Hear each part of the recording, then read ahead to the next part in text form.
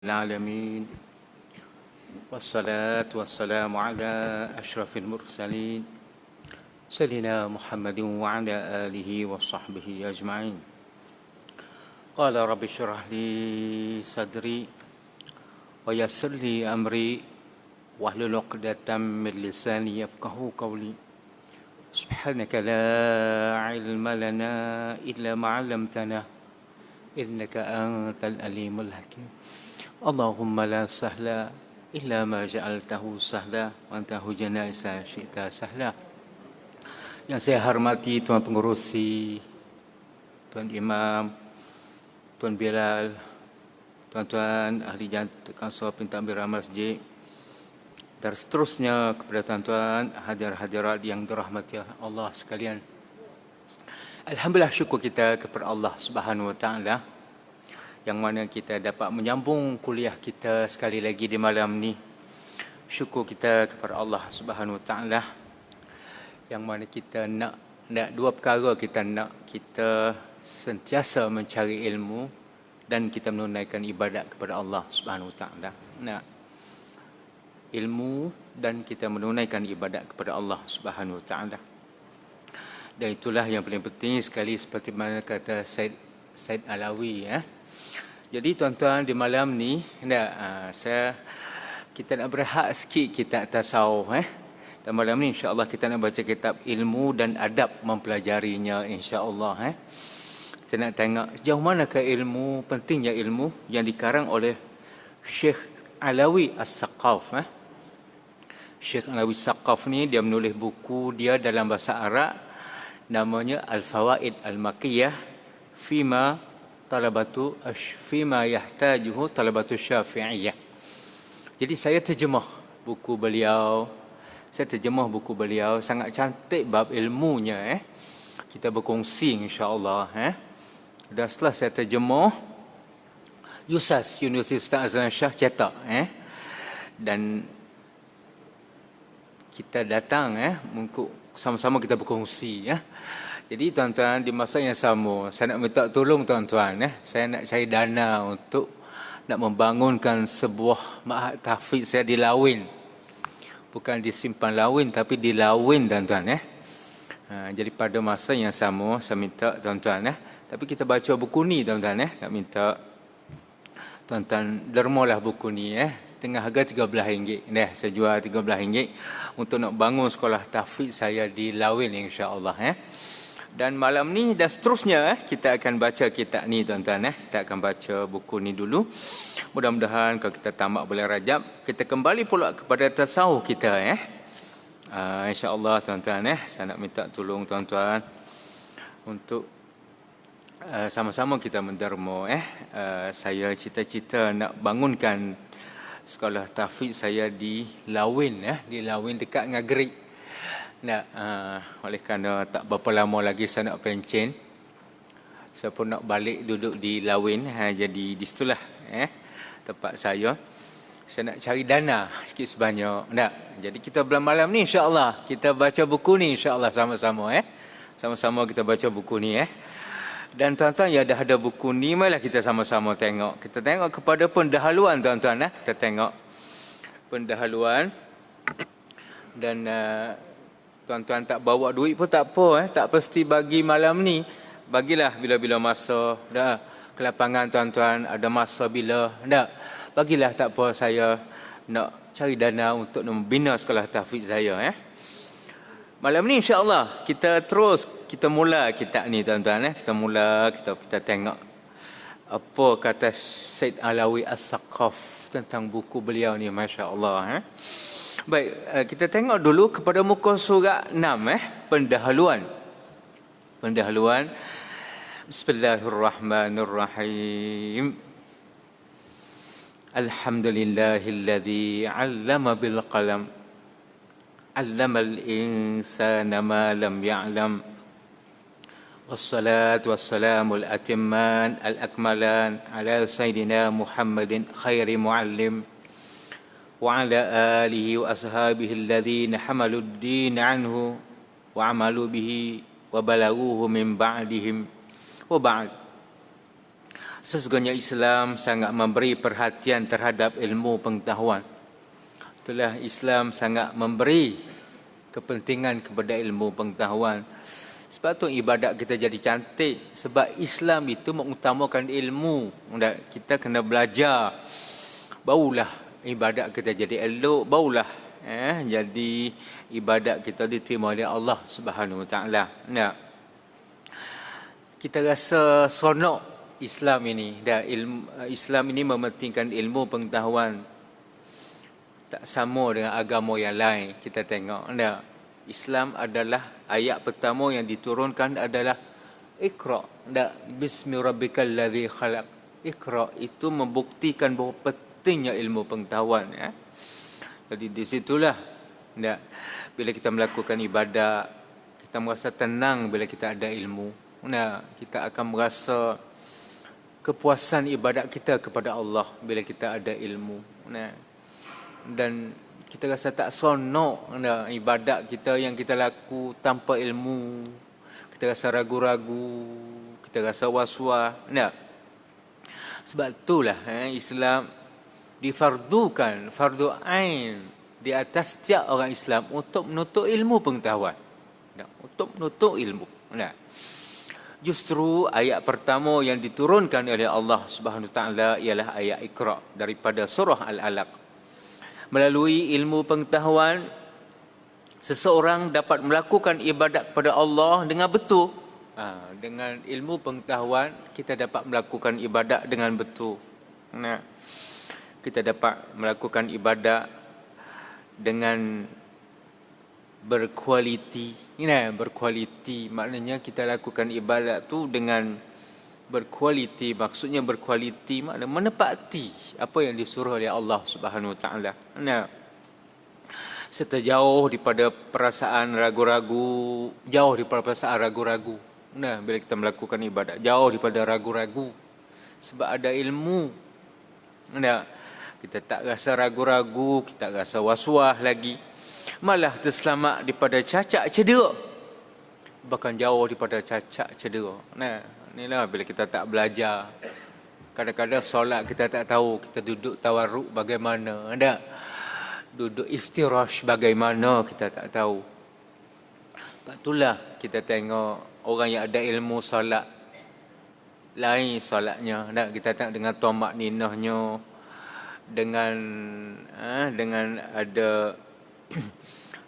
dengan duduk tawarruknya, duduk iftirashnya, kita tengok Allah, Masya Allah. Kerana dia ada ilmu. Sebab itulah ilmu ni penting. Kita tak dapat tidak. Serta dapat menghasilkan ibadatnya yang sebenar. Dan itulah dapat menghasilkan ibadat yang sebenar. Yang sebenar, kita hasilkan ibadat yang sebenar. Mana betul-betul ibadat yang cantik. Tak nak ibadat yang tak cantik. Sebab tu Rasulullah SAW bersabda, ibadat yang kita lakukan dengan ilmu yang sedikit, ibadat yang kita lakukan dengan ilmu yang sedikit lebih baik daripada kita melakukan ibadat banyak tanpa ilmu. Sedikit ilmu yang kita buat, ibadat berdasar dengan ilmu, walaupun sedikit, lebih baik daripada kita banyak melakukan ibadat tapi kita tak ada ilmu. Kita buat ibadat aja, kita buat siang malam tapi tak belajar, tak ada ilmu. Ini kita tak akan dapat baik berbanding dengan kita ada ilmu sedikit pun tapi kita melakukan ibadat kepada Allah. Mana ibadat itu hasil daripada ilmu. Oh, ni cantik sekali. Lebih lagi untuk mendapat keberkatan Allah Subhanahu Wa Taala. Itulah nak berkat daripada Allah Subhanahu Wa Taala. Bagaimana kita nak mendapat keberkatan ibadat sedangkan ibadat kita tak berdasarkan dengan ilmu, tak cantik, tak profesional. Bagaimana nak mendapat keberkatan? Ini kerana ilmu pengetahuan itu merupakan petunjuk jalan kepada ibadat. Kerana ilmu itu adalah guidance kepada ibadat, petunjuk kepada ibadat. Tak ada ilmu, buat ibadat macam mana? Ada. Buat ala kadar. Ada rasa syok sendiri. Lepas tu rasa betul ke tak ni? Sebab kita tak ada ilmu, kita jadi ragu. Nah, oleh itu Rasulullah SAW ada bersabda, al-ilmu rasul ibadah. Dengan itu Rasulullah bersabda, al-ilmu rasul ibadah. Ilmu itu adalah kepala kepada ibadat. Allahu Akbar. Pentingnya. Ilmu itu adalah kepala ibadat. Ni tak, orang tak ada kepala, tak cantik. Bagaimana kalau ibadat tak ada kepala? Lagilah ada. Ibadat tak dibina di atas ilmu, macam mana ibadat kita nak jadi cantik? Bahkan bagaimana nak diterima oleh Allah Subhanahu Wa Taala? Allah, tuan-tuan, pentingnya ilmu. Nah. Baik, tengok di bawah tu, tuan-tuan. Memandangkan dewasa ini tidak kurang dari penuntut ilmu yang mana ilmunya tidak mengesani dirinya dari segi penambahan iman. Oleh kerana zaman sekarang ni kadang-kadang ilmu tu tak boleh mengesani diri kita dari segi penambahan iman. Ilmu tu tak ada kesan, tak boleh jadi kita tu menambah iman ilmu. Walaupun kita belajar tapi ilmu tak menjadikan kita bertambah iman. Belajar saja aja. Enggak. Belajar tapi tak ada kesan. Kejenihan akhlak. Akhlak pun tak comel. Makin belajar makin tak comel akhlak. Enggak. Kadang-kadang Allah lamanya duk belajar, akhlak tak comel juga akhlak. Enggak. Malah menjadikannya tidak menguasai ilmu yang dipelajarinya itu. Bahkan dia tidak menguasai ilmu yang dia belajar tu. Orang Arab kata ghaira mutamakkin fi ilmi, tak dapat menguasai ilmu yang dia belajar. Tak belajar, ada masuk telinga kanan, keluar telinga kiri. Mari duduk kat masjid. Bila balik rumah isteri tanya, "Bang, belajar apa kat masjid?" Merenung nak jawab. Tak tahu. Tak tahu. Tak tahu. Bunyi makan laksa. Oh, gitu. Maknanya tak ada kesan ilmu tu. Sudah. Maka kenapakah berlaku demikian? Kenapa berlaku gini? Kita dah belajar ilmu lama ni. Kenapa jadi gini? Ilmu kita ni tak menambahkan iman. Ilmu kita ni tak menjadi kita akhlak molek, comel dak. Kenapa ilmu kita ni tak dapat mengesani diri kita? Supaya kita tu boleh tak sampai ilmu kita kepada orang lain. Paling-paling ke anak buah kita boleh sampai. Tak berkesan. Kenapa ya? Bahkan tak berkesan terhadap diri sendiri. Diri sendiri pun tak berkesan. Tak boleh ilmunya. Kepada orang lain pula, kepada anak buah, lagilah tak boleh. Tak ada kesannya. Kenapa ya? Persoalan. Kenapakah berlaku demikian? Kenapa jadi gini? Kita duk belajar ilmu ni jadi gini. Kenapa? Ini sudah tentu ada kaitan dengan ilmu dan adabnya. Inilah ada kaitan ilmu dan adabnya. Kadang-kadang kita duk belajar tapi kita kata kat ustaz dari belakang kita tak ada adab dengan ustaz. Kita tak ada akhlak. Tu keberkatan lari daripada kita. Seperti larinya air daripada tempat tinggi menuju ke tempat rendah. Tak berkat. Kita belajar depan dengan ustaz elok-elok, manis-manis belakang kata pula, oh ustaz ni mengajar separuh dunia jenera orang. Jangan, keberkatan ustaz ni lain. Setiap ustaz ada berbeza keberkatan, masing-masing ada perbezaan. Ada setengah ustaz dia suka sedekah, berkatnya dia di segi sedekah. Ada setengah ustaznya dia sangat jaga solat tahajud malam, berkatnya dia di solat tahajud. Ada setengah ustaz ni Masya Allah sentiasa ikhlas dalam ilmu dia, berkatnya. Nah, sebab itulah kita kena beradab dengan ustaz. Bahkan dengan ilmu itu sendiri, dengan ilmu pun kita kena beradab. Malah belajar agama. Ya, tak jadi. Belajar agama. Datang duduk je lah, tunggu isyak je. Nah, kaji masuk isyak, balik ambil syarat je, tunggu. Ni kita tak ada ikhlas dengan ilmu, tuan-tuan. Sebab itulah kita ni Allah tak dapat ilmu.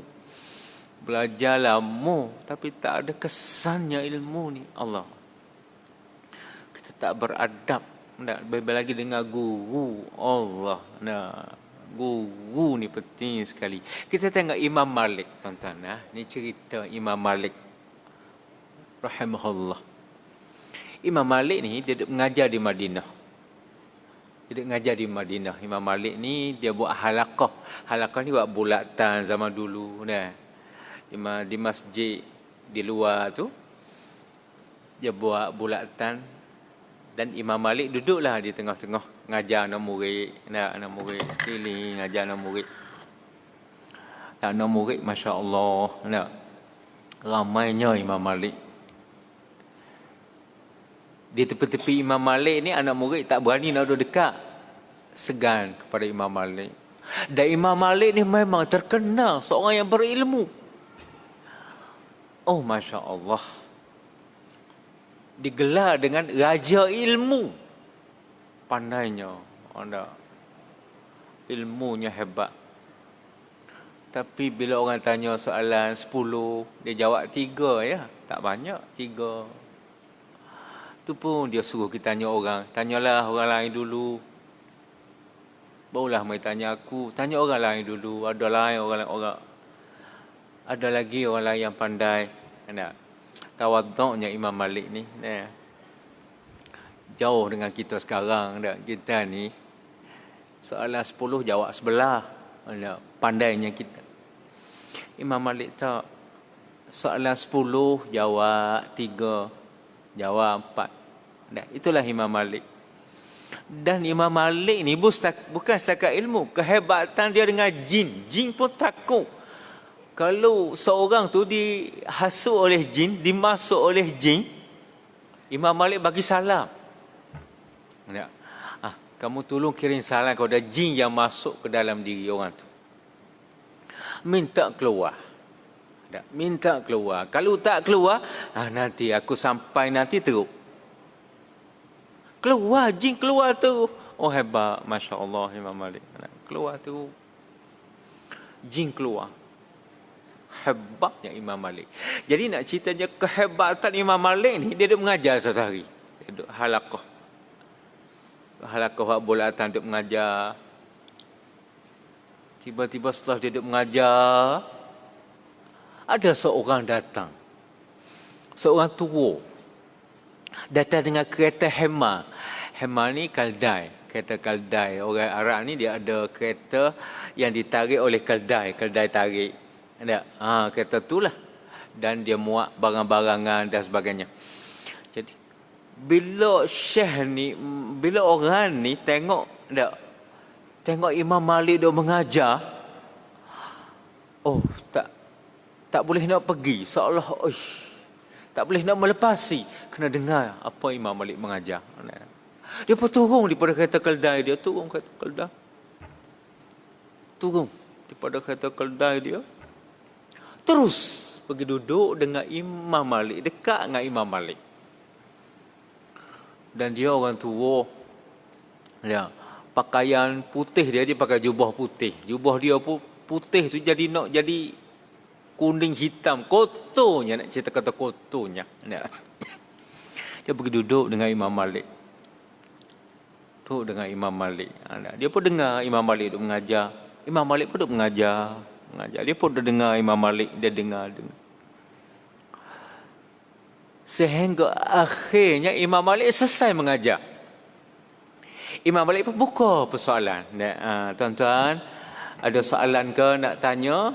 Sila kalau tuan-tuan ada soalan, silalah tanya tuan-tuan. Imam Malik menawar soalan. Tiba-tiba anak murid dia tak ada siapa yang menanya, tak ada siapa yang bertanya soalan, tak ada siapa yang bertanya. Bila tak ada anak murid dia tanya, orang tua ni tadi, Syekh ni pun dia kata, Assalamualaikum wahai Tuan Imam. Boleh tak saya nak bertanya?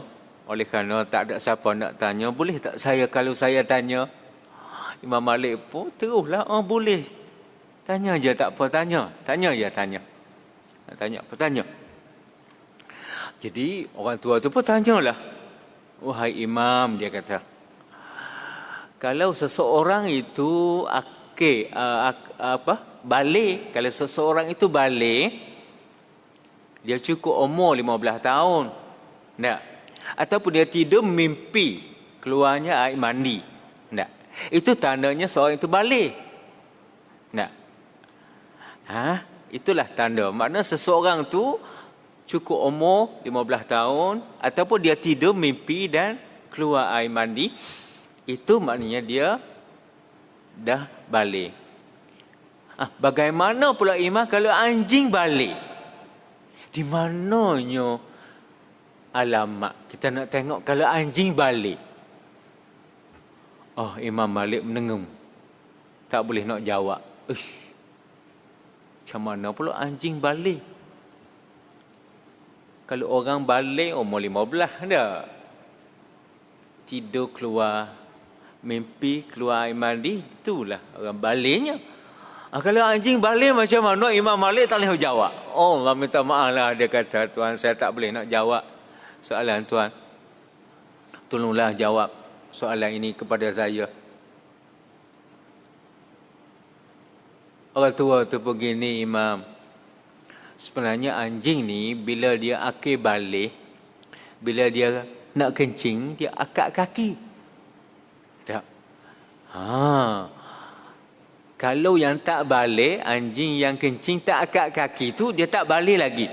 Allah, Masya Allah, Imam Malik kata. Imam Malik kata, Masya Allah.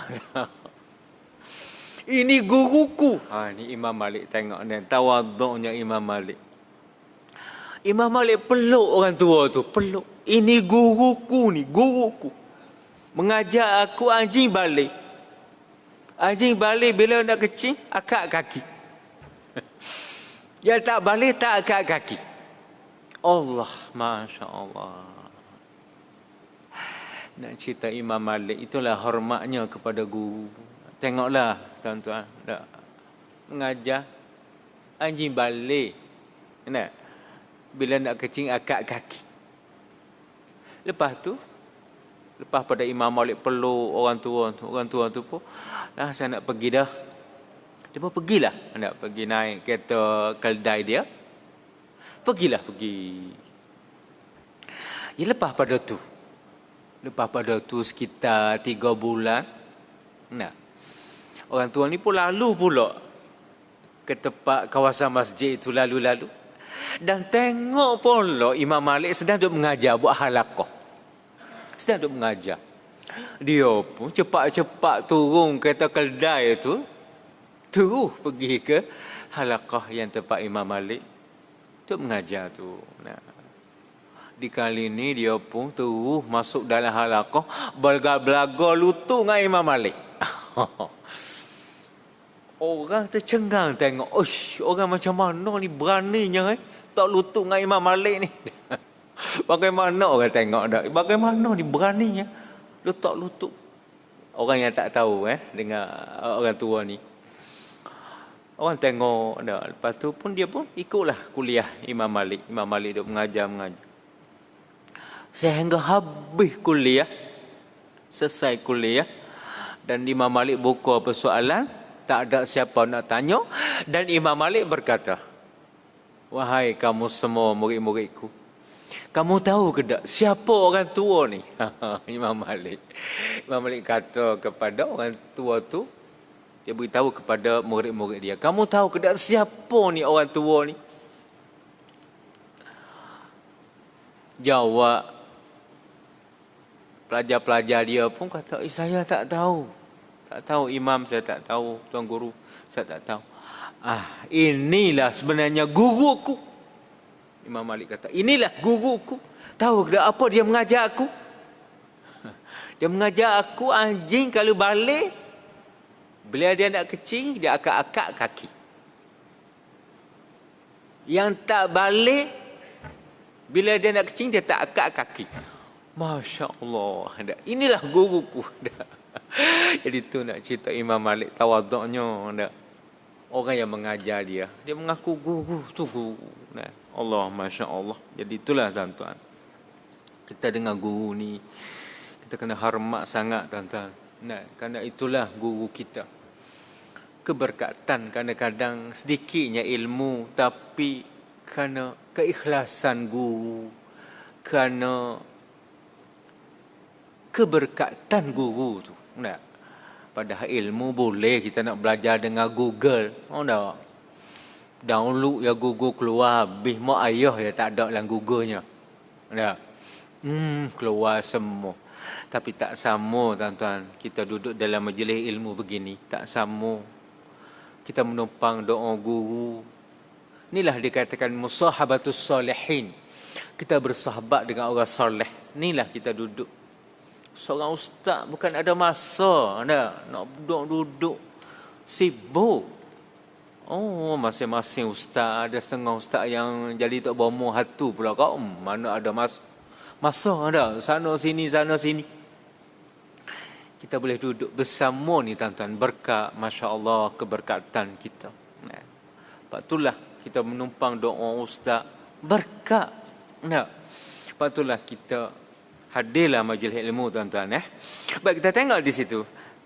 Islam menetapkan adab dan etika dalam menghasilkan ilmu pengetahuan.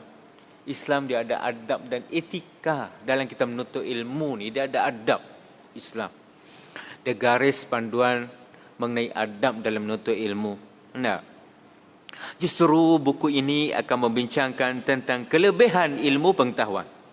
Jadi buku ni kita akan tengok kelebihan ilmu pengetahuan, sejauh mana lebihnya ilmu pengetahuan. Dan pula antara ilmu pengetahuan dan ibadat kita akan tengok. Antara ilmu dan ibadat, mana yang lebih penting, ilmu dan ibadat.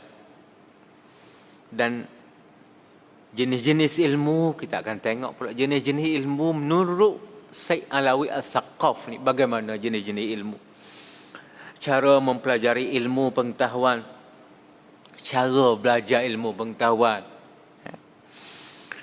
Bahagian ilmu, kita tengok juga bahagian ilmu, perkara diperlukan oleh penuntut ilmu pengetahuan. Penuntut ilmu pengetahuan apanya perlu dalam menuntut ilmu pengetahuan. Kita akan tengok juga dalam buku ni tuan-tuan. Alat ilmu, kita akan tengok juga medium ilmu. Dan adab menuntut ilmu, kita akan tengok juga adab menuntut ilmu. Kita akan belajar juga menghasilkan kitab bagi penuntut ilmu. Allah ni comelnya, kalau orang belajar boleh menghasilkan buku. Ni bagus. Saya ingat waktu saya berada di Kuala Lumpur dulu, saya mengajar di kawasan Kuala Lumpur dulu, ada seorang cikgu pencin. Dia hadir kuliah saya. Dia hadir, lepas tu dia menulis buku. Allahu Akbar. Dia tulis buku, kuliah saya tu dia dengar, dia tulis buku. Lepas tu dia suruh saya tasheh. Allah, hebat. Itulah sebenarnya kita ni boleh menghasilkan buku. Kita belajar. Kalau boleh menghasilkan buku lagi bagus. Dan seterusnya syarat menuntut ilmu. Dan kita akan tengok juga syarat menuntut ilmu ni bagaimana. Semua tajuk-tajuk itu adalah petikan dari buku Mukhtasar Al-Fawaid Al-Makkiyah Fima Yahtajuhu Talabatus Syafi'iyah. Tajuk-tajuk itu petikan daripada buku Mukhtasar Al-Fawaid Al-Makkiyah. Bagi Syekh Alawi bin Ahmad As-Saqaf Al-Syafi'i Al-Makki. Daripada Syekh Alawi As-Saqaf Al-Makki. Cetakan Darul Basyair Al-Islamiyah. Dengan ditahqiq dan ta'liq oleh Dr. Yusuf bin Abdul Rahman Al-Mara'syali. Dr. Yusuf ni dia tahqiq apa yang dituliskan oleh Syekh Alawi As-Saqaf tadi. Walau bagaimanapun penterjemah, saya terjemah buku ni, menerang dan menghuraikan tajuk-tajuk tersebut dengan lebih jelas dan senang difahami bagi pelajar. Mudah-mudahan Allah Subhanahu Wa Taala memberkati usaha kami dan menjadikan buku ini sebahagian daripada amal soleh yang berpanjangan untuk kami dan ibu bapa kami di hari yang tidak dapat menolong anak-anak dan harta. Amin ya rabbal alamin. Rabbana la tu'akhidna in nasina aw akhtana. Rabbana wa la tahmil alaina isran kama hamaltahu 'alal ladzina min qablina. Rabbana wa la tuhammilna ma la taqata lana bih. Wa'fu 'anna waghfir lana warhamna anta maulana fansurna 'alal qaumil kafirin. Kita tengok pula kepada muka surat 8 tuan-tuan, kelebihan ilmu. Kelebihan ilmu hari ini Syed Saqaf akan membincangkan kelebihan ilmu, tuan-tuan. Nah, ilmu adalah semulia-mulia permata Allah. Nah, itulah permata di dunia ni mulia. Nah, kalau permata Iran yang biru, sangat mahal. Kalau permata Rusia, Zamrud Rusia, kita letak dalam air, hijau. Hijau cantik. Nah, mana permata. Dan kita pun kat Sabah ada permata mutiara. Ada mutiara. Memang ini permata paling mulia sekali. Kalau kita pergi Afghanistan, ada delima, ada yang cantik merah. Tapi semua ni ilmu lah, semulia-mulia permata. Mana ilmu lah, semulia-mulia permata. Mana permata yang sangat bernilai. Tak ada dah ilmu dah. Nah, Allah. Ini tak betul, tuan-tuan. Kita datang solat maghrib. Bila ada kuliah di masjid, kita tinggal balik. Balik tengok bola ke, ataupun duduk kedai kopi, bila isyak datang balik. Ni tak betul. Tak betul. Sedangkan ilmu ni mulia, semulia-mulia permata, tuan-tuan. Allah. Dan mempunyai kelebihan yang tidak terhingga. Ilmu ni, Allah, kelebihan yang tidak terhingga. Nah, ilmu. Orang kampung kalau ada sikit ilmu, jadi lebay kampung. Lama-lama dia jadi lantik jadi ilmu. Dilantik jadi imam. Sikit ilmu. Dah. Kerana ada sikit ilmu. Mana mulianya ilmu bila ada pada seseorang. Allah, mulianya ilmu. Kalau orang ada ilmu sekadar maktab perguruan, jadi cikgu. Nah, kalau orang ada PhD pula ilmunya sampai peringkat PhD, tu pensyarah. Kalau ilmunya pula pandai, tidak, ilmu perubatan, pakar bedah, ilmu bersekutan dengan bedah. Jadi pakar bedah. Nah, mulia seseorang itu kerana ilmu. Orang dulu kalau nak belajar di Azhar, nak tamat balik, ada orang sedia anak dah nak bagi anak. Di Iraq pun sama. Kalau belajar di Iraq, di luar negara, kerana ilmu, tuan-tuan. Nah, ilmu. Allah, itulah mulianya ilmu. Tuan-tuan guru pun sama juga. Kadang-kadang duduk mengajar. Tengok anak murid mana yang boleh ilmu. Kahwin dengan anak dia tu. Mana? Kahwin tak kira anaknya cantik. Orang menantu tu tak cantik. Biasa. Kerana ilmu. Mulianya ilmu ni, tuan-tuan. Jangan ilmu. Kita jangan main-main dengan ilmu. Rasulullah SAW pernah bertanya sahabat-sahabat. Pernah bertanya sahabat. Rasulullah tanya sahabat, wahai sahabatku, adakah kamu nak tahu siapakah orang yang paling mulia daripada ahli syurga? Sahabat terkejut. Orang nak masuk syurga ni pasti mulia. Nak masuk syurga bukan senang. Mana orang masuk syurga tu memang mulia. Pasti mulia. Tapi ada lagi ke orang mulia daripada yang mulia? Ada lagi ke siapakah yang mulia daripada orang-orang yang mulia? Jawab Rasulullah, ya Rasulullah, kami nak tahu siapakah yang mulia daripada ahli-ahli syurga. Jawab Rasulullah, alim ulama kamulah. Tak, orang alim ulama, orang yang ada ilmu daripada kamulah yang mulia dalam syurga. Allah, begitu sekali orang ada ilmu, tuan-tuan. Di dunia pun mulia, di akhirat mulia juga. Allah, inilah ilmu, tuan-tuan. Sebab itulah ilmu ni mempunyai kelebihan yang tidak terhingga. Allah. Nah, kita tengok ada seorang, ada seorang, dia cerai isteri dia. Dia cerai isteri dia. Bila dia cerai isteri dia, dia jadi blur. Jadi blur Allah. Jadi blur Allah. Cerai isteri, nak kena kahwin lain, nak kena buat rumah lain, jadi pening. Isteri dia kata, bang dah talak 3 dah bang. Habis dah bang kita bang. Dia pening Allah. Tak, bukan talak 3 lagi. Abang tak talak 3 lagi. Tak. Abang lupa. Pening dia, pening. Jumpa dengan seorang ustaz. Ustaz, bagaimana saya ni talak isteri tapi saya lupa, saya tak tahu. Talak yang ke berapa saya tak tahu. Kata ustaz, oh kalau lupa tak apalah. Dikira semula kalau lupa dah tak tahu. Seperti mana tak ada apa-apa, seolah tak ada apa-apa, seolah tak berlakunya talak. Tak apa. Allah dianya. Allah seronok, ya Allah.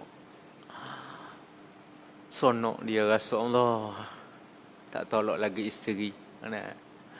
Sebab kesan daripada tolak tu Allah macam-macam. Rasa release tension dia. Itulah kerana ilmu, tuan-tuan. Ilmu itulah boleh menjadikan orang tu Allah release tension. Itulah ilmu. Justru tidak ilmu itu mesti diamalkan. Jika tidak diamalkan, maka akan jadilah ilmu itu seperti debu yang bertaburan, yang tidak mempunyai manfaat lagi. Tapi ilmu ni kita kena amal. Kalau kita tidak amal, tak ada manfaat apa dah. Samalah dengan debu. Debu apa manfaat debu? Masuklah hidung, jadi sesemua ya. Sebab itulah ilmu kita kena amalkan. Ilmu, bila kita ada ilmu, kita amalkan ilmu. Sebab tu seronok orang Islam ni. Allah. Saya seronok benar. Dua perkara, ilmu dan amal. Kita belajar dan kita amal. Kita belajar, kita amal. Samalah tuan-tuan. Tuan-tuan datang dalam majlis ilmu. Seronok kita dengar ustaz cerita. Lepas tu kita balik amalkan. Allah. Begitulah kita harap sehingga ke akhir hayat kita. Allah bagus sangat. Suasana kita pun tak seperti suasana Palestin. Kalau Palestin ni keluar daripada rumah, nak pergi masjid belum tentu nak balik hidup atau mati. Kadang-kadang balik mayat, tembak di Israel. Kita ni alhamdulillah aman. Menuntut ilmu, kita dapat menuntut dengan baik. Allah, masya-Allah. Baik, tengok di bawah tu sikit tuan. Ilmu tidak ubah seperti pokok kayu. Manakala ibadat pula umpama buahan dari pokok itu. Ilmu ibarat pokok. Dan buah ibadat itu. Ataupun ibadat itu pula sebagaikan buah daripada pokok itu. Kenapa? Ilmu sebagai pokok. Kerana asal. Nak ada ibadat tu, ilmu dulu. Nak ada buah, nak ada pokok. Kalau pokok subur, pokok elok, barulah buahnya elok. Tapi kalau pokok tak elok, buahnya nak subur macam mana? Begitulah kalau kita tak ada ilmu, tak belajar ilmu, nak buat ibadat macam mana? Tak belajar.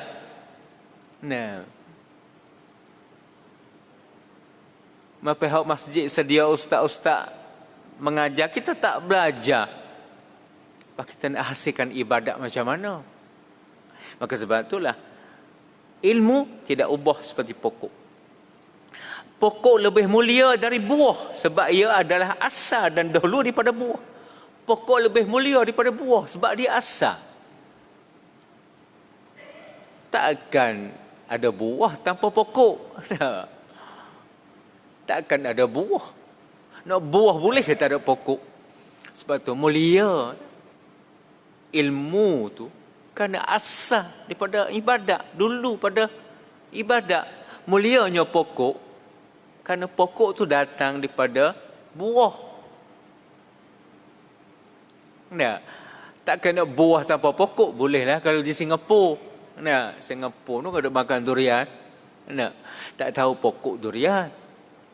Satu hari waktu saya duduk di Terengganu dulu, ada orang Singapura datang kat Terengganu, tangkap gambar pokok durian. Tak pernah tengok, dia kata.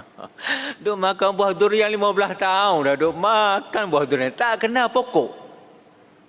Tak kenal. Oh, tangkap gambar. Singapura bolehlah ada. Mana buah saja tak ada pokok.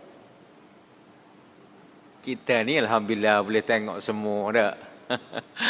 Ada orang Singapura kat Yusah seorang tengok pokok rambutan. Seronoknya tengok pokok rambutan.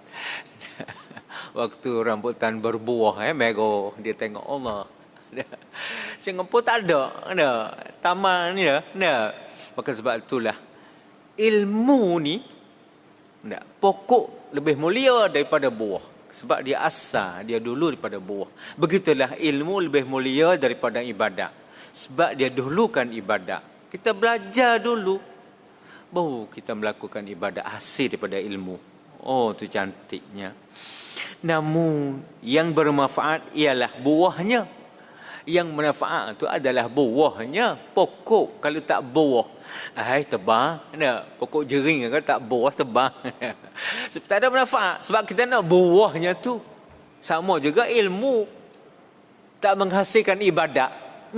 Tak jadi. Hidup belajar pandai. Belajar tegak pandai. Ibadat malah. Tak jadi. Tak ada manfaat.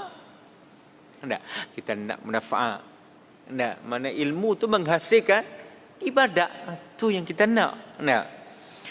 Justru seorang itu hendaklah memperolehi dari dua perkara, ilmu dan ibadat, itu kadar dan bahagiannya.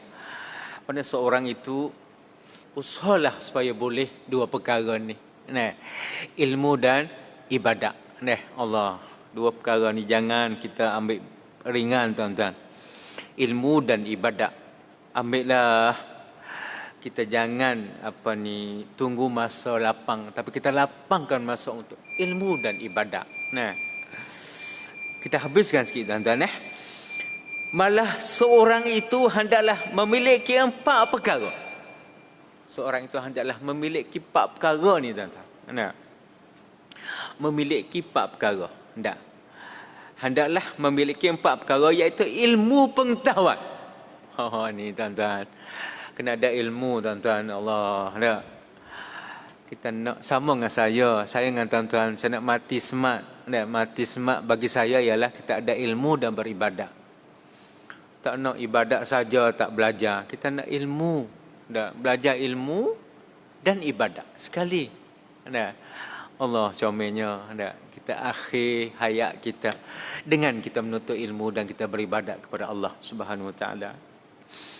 Dan ilmu pengetahuan, amal ibadat, ikhlas kepada Allah Subhanahu Wa Taala. Inilah tuan-tuan, sebanyak mana pun ibadat kita, kembalilah kepada ikhlas kita kepada Allah. Jauh mana kita ikhlas dengan Allah. Tapi alhamdulillah, bila kita umur agak meningkat ni, keikhlasan kita pun bagus meningkat. Keikhlasan kita lebih kepada ikhlas, nak buat sesuatu kerana Allah, ikhlas kerana Allah Subhanahu Wa Taala. Dan takut kepada Allah Subhanahu Wa Taala. Kita kena ada takut. Dan tuan-tuan, insya-Allah syarahan dia kita akan tengok di bawah tu. Seorang hamba itu hendaklah mengetahui terlebih dahulu jalan untuk menuju ke mana-mana destinasi. InsyaAllah yang ke-4 tu kita akan menerang di bawah tu. Syekh Alawi akan menerang di bawah tu. Ilmu pengetahuan, amal ibadat, ikhlas dan takwa kepada Allah Subhanahu Wa Taala. Jadi malam ni saya berhenti setakat inilah dulu tuan-tuan. Jadi marilah kita sama-sama menuntut ilmu. Kita tengok Allah cantiknya bab ilmu yang dituliskan oleh Syekh Alawi ni. Mudah-mudahan tuan-tuan boleh memiliki buku ni. Ambillah buku ni dan saya usaha terjemah buku ni untuk mencari dana tuan-tuan, untuk nak buat sebuah sekolah tahfiz saya di Lawin di Lawin dengan harga RM13 sebuah tuan-tuan tak pasti bayar di hari ni, bila-bila masa tuan-tuan ada nak tuan-tuan bagi nama insya-Allah dan insya-Allah kita belajar buku ni insya-Allah sekitar agak bulan Rajab ni kita habis awal-awal Syaban kita habis insya-Allah. Mudah-mudahan kita tengok pentingnya ilmu pengetahuan Jadi untuk malam ni saya berakhir setakat dah dulu kita sama-sama baca doa. Auzubillahi minasyaitanirrajim. Bismillahirrahmanirrahim. Allahumma zidna ilman wa fahman warzuqna al-uluman nafi'ah. Allahumma rzuqna lisanan zakiran wa qalban khashi'an. Allahumma inna nas'aluka husnal khatimah. Allahumma rzuqna taubatan nasuha qabla al-maut. Allahumma ya muqallibal qulub tsabbit qulubana ala dinik. Wa sallallahu alaihi wasallam. Alhamdulillahirabbil alamin. Taqabbalallahu minna.